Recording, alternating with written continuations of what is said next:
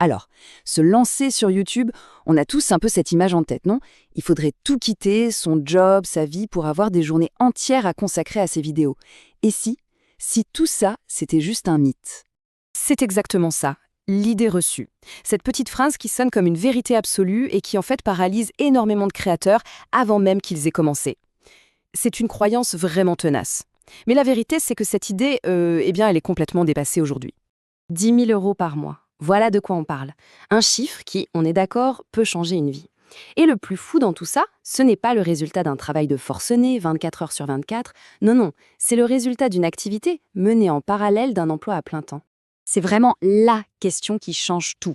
Est-ce qu'on peut vraiment atteindre ça avec juste 2 heures par jour? Ça paraît presque trop beau pour être vrai. On pourrait penser que c'est impossible. Et pourtant, il y a une avancée technologique assez récente qui a littéralement tout changé pour les créateurs de contenu. Et cette fameuse avancée, c'est bien sûr l'intelligence artificielle.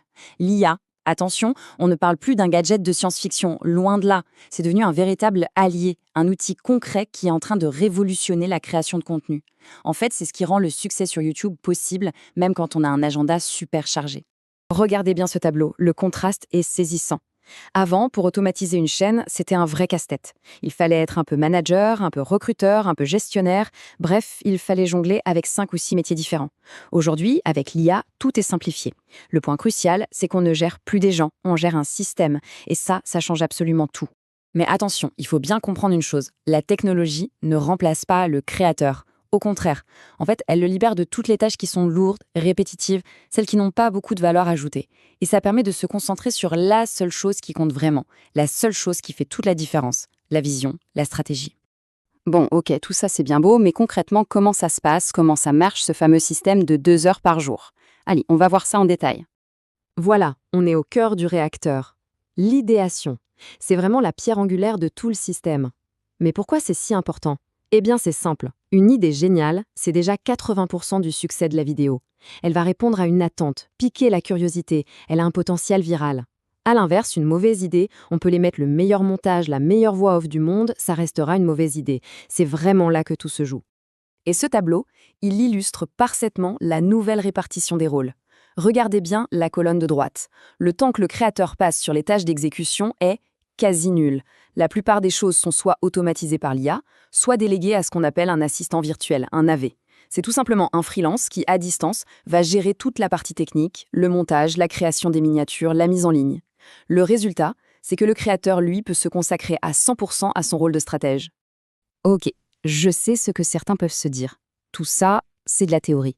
Mais est-ce que ça marche dans la vraie vie? Eh bien justement, regardons des exemples concrets.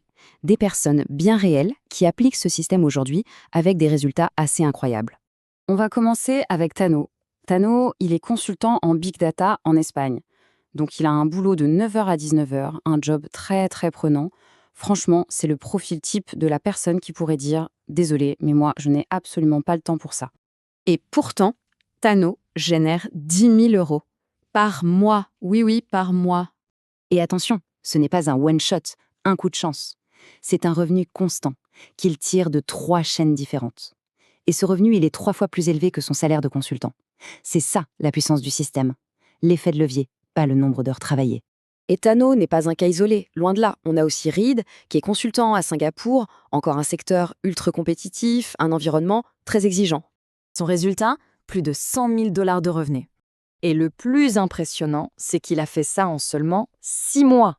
6 mois! C'est la preuve parfaite que lorsque l'on se concentre sur la stratégie, sur les bonnes idées et qu'on délègue l'exécution, les résultats peuvent être exponentiels. Bon, on l'a vu, le système fonctionne, les preuves sont là. Mais on sait tous qu'entre la théorie et la pratique, il y a parfois un monde. Et les plus gros obstacles, souvent, ils sont dans la tête. Alors, parlons-en. Cette citation, elle résume tout parfaitement. L'excuse numéro 1 qu'on entend partout, c'est « je n'ai pas le temps ». Et comme le dit Léo Grunström, c'est des bêtises. Le vrai sujet, ce n'est jamais le manque de temps. C'est une question de priorité. Le calcul, au fond, il est assez simple. C'est un choix, un arbitrage à faire. Chaque jour, on a le choix. Est-ce qu'on passe 2 heures à consommer passivement du contenu, à scroller sur les réseaux, à regarder une série, ou est-ce qu'on utilise ces 2 heures pour construire activement quelque chose? D'un côté, on a du divertissement qui s'envole. De l'autre, on crée un actif qui, petit à petit, peut construire une véritable liberté financière.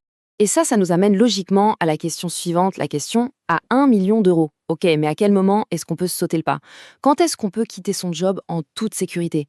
C'est une étape cruciale qui demande de la prudence et surtout une bonne stratégie. Justement, pour faire cette transition sans prendre de risques utiles, il y a une sorte de checklist de sécurité à suivre. C'est une approche disciplinée qui permet d'avancer pas à pas. Le premier point, c'est d'attendre que le revenu de YouTube soit 2 à 3 fois supérieur au salaire. Ensuite, il faut que ce revenu soit stable pendant au moins 3 mois de suite.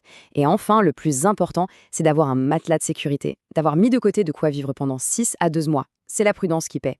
Donc, si on devait résumer tout ça, les grands principes sont assez simples. D'abord, se concentrer uniquement sur la recherche et les idées. Ensuite, déléguer tout le reste à l'IA et aux assistants virtuels. Travailler par bloc de 1 à 2 heures par jour de façon très concentrée. Faire ce choix de remplacer le divertissement passif par de la construction active. Et enfin, le plus important, être constant. Le secret, il n'est pas de travailler plus, mais de travailler plus intelligemment en focalisant son énergie là où ça compte vraiment. Et on termine avec une question un peu plus personnelle. Le 9 à 5, le job de journée, il paye les factures. Ça, c'est un fait. Mais qu'est-ce qui se passe après? C'est quelques heures, entre 17h et 19h par exemple, le fameux 5 à 7. À quoi servent-elles? Est-ce qu'elles servent juste à se reposer ou est-ce qu'elles peuvent servir à construire un futur différent? Le potentiel, il est là. Le système, il existe. Maintenant, le choix appartient à chacun.